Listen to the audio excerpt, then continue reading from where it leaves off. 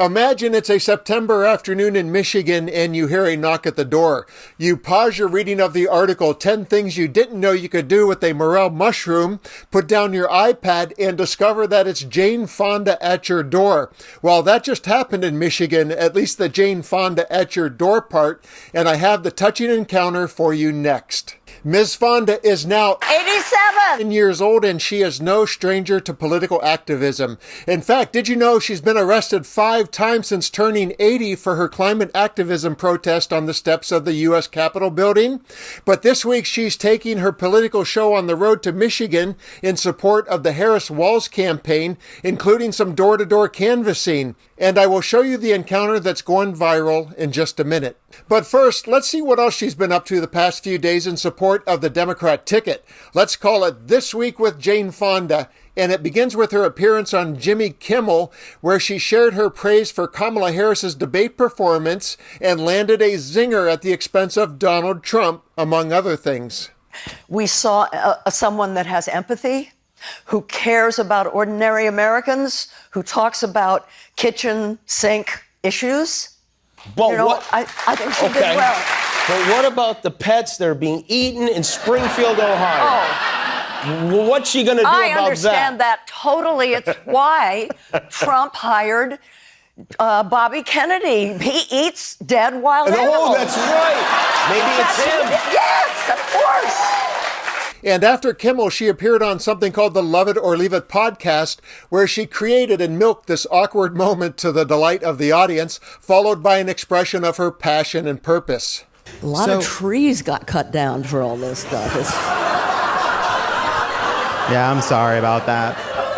I'm sorry about that. You're right. That's a good point about I that. came on here. I thought you were a different John Lovett. I didn't.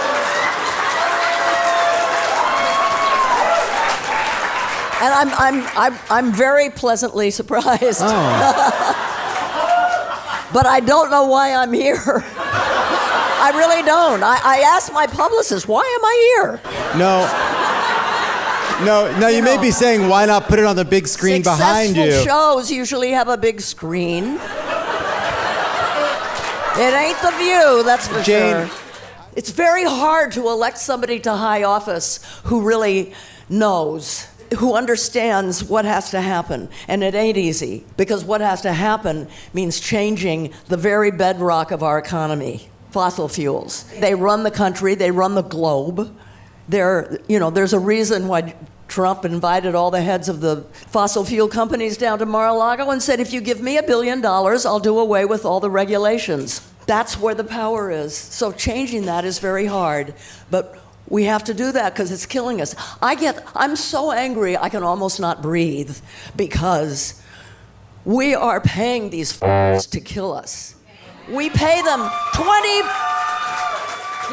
billion a year of our tax money. And now for the moment you've been waiting for. Jane Fonda traveled to Ann Arbor, Michigan to participate in a canvassing kickoff event, and you'll see 2 clips that I've combined. The first will give you some context, and the second is the beautiful moment that resulted from her door-to-door knocking efforts. I didn't invite you to Ann Arbor. You wanted to come to a battleground state because you knew we have to deliver Michigan. And everybody here is going to tell you we're going to deliver.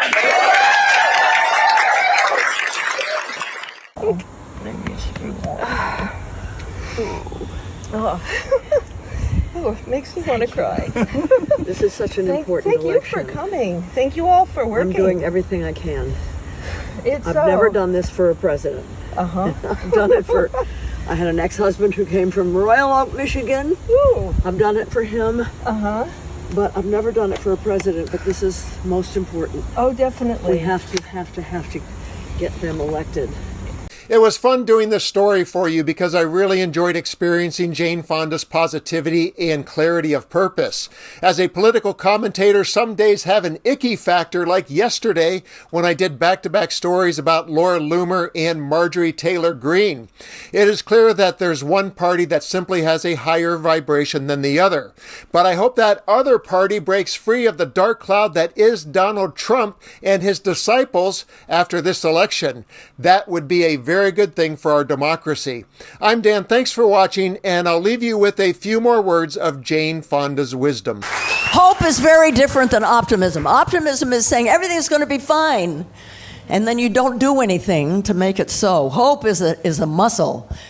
I can get really depressed, but I'm giving it 100%, and so I feel hopeful, and all my friends do, and I find joy in organizing and making things happen.